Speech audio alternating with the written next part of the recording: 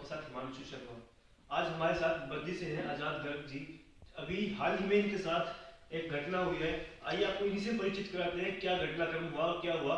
आपको बता देते हैं पहले इनके बारे में कि आजाद गर्ग जी जो है बद्दी से उद्योगपति है। क्या जो ये घटनाक्रम हुआ है, कैसे हुआ है, क्या बात है, आप हमारे दर्शकों को पहले बताएं। ऐसा है, 8 तारीख को 8/11 को मेरे पास एक सम्मन आता है DGGI ऑफिस से। मेरे घर पे लेके जाते हैं। वो ये कहते हैं कि आपको कुछ 3-4 फर्में हैं, इनके बारे में कुछ अकाउंट स्टेटमेंट और डिटेल हमारे ऑफिस में लेके आनी है। 10 तारीख को पहुंचना है।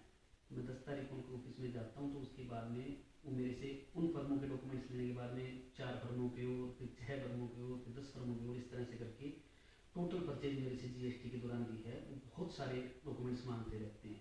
मेरे फ़ोन जाते ही वो छीन लिया करते थे।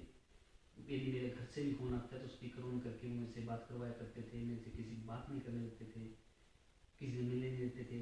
मैं उस टाइम डेंगू में था। तो मैंने उनको ये कहा कि मुझे डेंगू है, तो मुझे खाना वाना के लिए जाने दीजिए बीच में। तो कहते थे यहाँ आने के बाद में कोई जा नहीं सकता, हम जब शाम को भेजेंगे तभी जाओगे।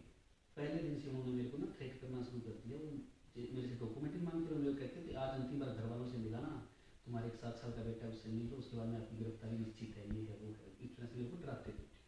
उन्होंने मेरे कहा कि आपके जो आपने परचेज कर रखे उसमें पीछे पार्टियों का जो है इश्यू है, तो आपके खिलाफ 1 करोड़ रुपये से ऊपर का जो चालान बनेगा तो आप वो पैसे दे दो, अदरवाइज आपकी गिरफ्तारी हो जाएगी। मैंने कहा कोई बात नहीं, हमारा कुछ बनता है तो हमें दीजिए। उन्होंने कहा कि नहीं, 50 लाख रुपये में आपका निपटा देते हैं। और मेरे से वो रोज़ डॉक्यूमेंट पे डॉक्यूमेंट की डिमांड करते रहे। मैंने करीब करीब 4 से 5 दिन उनके पास में लगातार गया। 15 तारीख 16 तारीख तक मैंने उनको 1000 से ज़्यादा डॉक्यूमेंट दिए होंगे 2 फर्मों से रिलेटेड। उन्होंने मेरी दोनों फर्में हैं, एक मैन्युफैक्चरिंग की एक ट्रेडिंग की, दोनों फर्मों से जितने डॉक्यूमेंट थे वो लेते रहे मेरे से। 16 तारीख को दोपहर में जब उनके पास कोई डॉक्यूमेंट मांगने को नहीं रहा, मेरी बैलेंस शीटें, मेरी ऑडिट रिपोर्टें, मेरी सेल परचेज, मेरा ledger statement, account statement, bank statement, सब कुछ वो ले चुके थे। उसके बाद उनको कोई सोर्स नहीं मिला, क्योंकि मेरी तरफ उनका कोई सिस्टम से किसी भी तरीके से पैसे वैसे निकल नहीं पा रहे थे। तो मेरे को वो फिर थ्रेट करने लगे कि आप ऐसे करो, आपकी 1.25 करोड़ रुपये बनते हैं, आप कम पैसे में आपका निपटा देंगे, 50 लाख रुपये की आप व्यवस्था कर लो, ये कर लो वो कर लो। तो मैंने कहा मेरे पास ऐसे कोई व्यवस्था नहीं, आप मेरे को चालान बना के दीजिए। इस बात पर उन्होंने मेरे को डराने धमकाने के मकसद से IRS ऑफिसर हरविंदर पाल सिंह, विक्रमजीत सिंह, राकेश बंसल और संजीव परासर, 4 लोगों ने अंदर IRS के ऑफिस में ले जाके और मेरे साथ बहुत ज़्यादा मार पिटाई की। उन्होंने मेरे थप्पड़ मारे, मेरे हाथ मोड़ा, डंडे, एक उनके पास लोहे की पाइप वगैरह थी उससे उन्होंने मेरी पिटाई की। मेरी पीठ पे, पैर पे, पेट में उन्होंने मेरी लातें मारी हैं। जब मैं रोने लगा तो उन्होंने मेरे को ये कहा कि जितना रोएगा उतना और पीटेंगे, यहाँ से कोई निकल भी नहीं सकता जो एक बार फंस गया। तो उन्होंने बहुत मेरे साथ ज्यादतियाँ की। उसके बाद में उन्होंने मेरे को फ़ोन दे के और कहा कि अब पता लग गया, अब हम क्या कर सकते हैं, 50 लाख का इंतजाम आज 1 घंटे के अंदर कर लो, यहाँ से निकलना है तो, अदरवाइज आपका मोबाइल स्विच ऑफ करके हम यहीं पे बंद करके रख देंगे। और कहाँ जाओगे, क्या करोगे, आपके घर वालों का भी कुछ नहीं पता लगेगा, यहाँ से सीधी गिरफ्तारी करेंगे आपकी। तो मैंने कहा 50 लाख रुपये का इंतजाम मैं नहीं कर सकता। फिर भी उन्होंने मेरे को फ़ोन दिया, स्पीकर ऑन करवा के फ़ोन करवाए। फिर कुछ देर मैंने ये कहा कि इस तरह से यदि आप स्पीकर ऑन करवा के फ़ोन करवाओगे तो मैं किसी से पैसे मांग भी नहीं सकता, किसी को सारी बात बता भी नहीं सकता। आपको पैसों का इंतजाम चाहिए, मैं पैसों की व्यवस्था कैसे भी करके करता हूँ। तब मैंने मेरे मित्रों को, व्यापारियों को, साथियों को फ़ोन किए कि मेरे को यहाँ से निकाल लो कैसे भी करके, अदरवाइज ये मेरे साथ कुछ भी कर सकते हैं। तो मेरे दोस्तों ने ये सोचा कि कोई बात नहीं, हमेशा 6:30 बजे भेज देते हैं, आज भी भेज देंगे। बट उस दिन ऐसा नहीं था। उन्होंने दरवाज़ा बंद कर लिया और मेरे को बहुत ज़्यादा घबराहट हो रही थी। तो मैंने फ़ोन किया कि यहाँ पे कोई ना कोई आओ और मेरे पैसे करके निकालो। मेरे कुछ बाजार के व्यापारी भाई हैं, 5-7-10 लोग नीचे आ गए। 3rd फ्लोर पे उनका ऑफिस है। एक व्यापारी, एक दोस्त है, स्टूडेंट है, वो मेरे से मिलने के लिए ऊपर आ रहे थे। IRS से नीचे घर की तरफ जा रहे थे। 2nd फ्लोर की सीढ़ियों पे उसके साथ ही मार पिटाई की उन्होंने सारा में। पहले IRS ने की, फिर उसने शोर मचाया, लड़के ने, योगेश गोयल, उसने शोर मचाया तो उसके साथ भी 4-5 अधिकारियों ने ऊपर से आके फिर मार पिटाई की है। और उसके बाद में जब पुलिस आई है तो वो मेरे पुलिस वाले लोग आके वहाँ से छुड़वा के लेकर गए हैं। मेरे साथ बहुत ज़्यादती इस पर करने। उसके बाद में मेरे को तरह तरह से थ्रेट किया जा रहा है। कभी वो कहते हैं हम तेरे 2 करोड़ वसूलें, कभी कह रहे हैं व्यापार बंद करवा दें, कभी कहते हैं अकाउंट सीज करवा देंगे, कभी किसी माध्यम से, कभी किसी माध्यम से। बाजार में उनके जानने पहचानने वाले कुछ इस तरह दलाल टाइप के लोग हैं जो उनको साथ पैसे की डील करवाते हैं मार्केट में। मार्केट से उन्होंने ज़्यादा नहीं तो पिछले 5-7 महीनों में 50 करोड़ रुपये इकट्ठे किए तो भी कम है। पहली बात तो अधिकारियों के खातों की जांच करवाई जाए, उनके फ़ोन नंबर की जांच करवाई जाए तो सारा दूध का दूध और पानी का पानी हो जाएगा। मेरे पे वो तरह तरह के इल्ज़ाम लगा रहे हैं कि हमारी बात नहीं मानी, हमें सपोर्ट नहीं किया, ऐसा वैसा। बट जब सपोर्ट नहीं करता तो मैं उनको, यानी कि इतने सारे डॉक्यूमेंट, हज़ारों डॉक्यूमेंट मैं दे चुका, ऐसा कुछ होता भी नहीं। और अब मैं ये चाहता हूँ कि उन अधिकारियों की बर्खास्त की, वो आज भी वहाँ पे आके काम कर रहे हैं, उनको किसी तरह कोई डर नहीं है।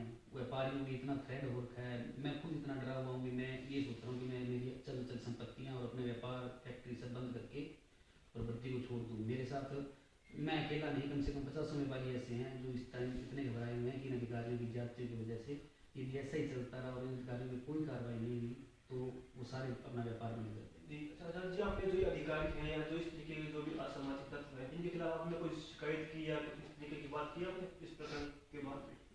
इस प्रकरण के बाद शाम को जब मेरे को पुलिस वाले लेके गए तो हम पुलिस स्टेशन में गए, तब हमने उनके सामने सारी बातचीत बताई।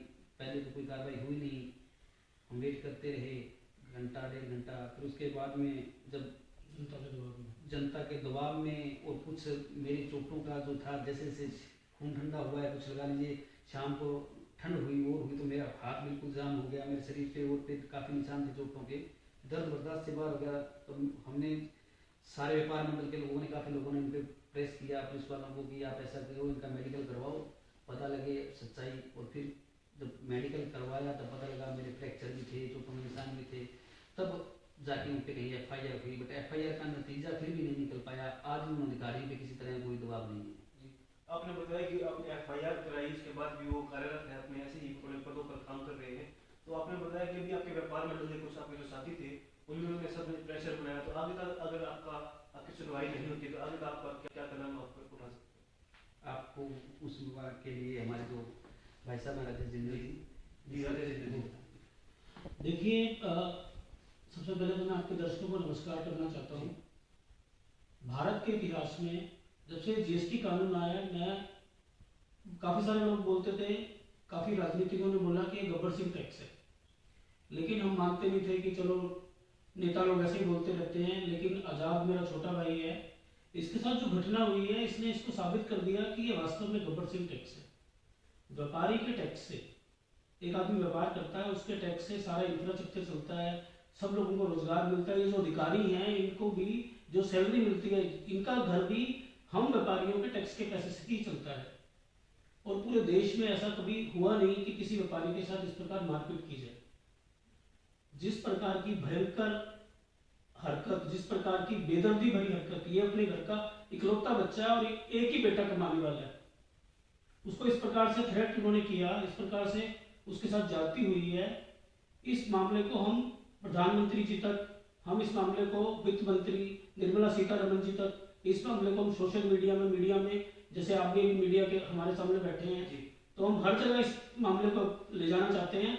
और मेरी पूरे देश के व्यापारियों से अपील है कि आप जहां जहां सोशल मीडिया पर एक्टिव हैं, इस पूरे मामले की हर जगह शेयर किया जाए, उसके बारे में लिखा जाए, ताकि इन अफसरों पर कड़ी से कड़ी कार्रवाई हो। और मेरी ये भी डिमांड है कि इन अफसरों को तुरंत सस्पेंड होना चाहिए, इनका काम करने का तो कोई नैतिक अधिकार बनता ही नहीं। ये व्यापारियों को या समाज के किसी भी नागरिक को इस तरीके की कठिनाइयों का सामना करना पड़ रहा है, तो हमारे लिए बड़ी शर्मनाक बात है। हम भी सरकार से या संबंधित विभाग के अधिकारियों से यही अपील करेंगे कि इस तरीके का जो बर्ताव किया जा रहा है व्यापारियों के साथ या अन्य लोगों के साथ, ये ना करें। और प्रशासन से यही अपील करेंगे कि जल्द से जल्द कड़ी से कड़ी कार्रवाई की जाए, ताकि आजाद गर्ग जी को न्याय है वो मिल सके। समाचार के लिए कैमरामैन विकास के साथ हिमांशु शर्मा।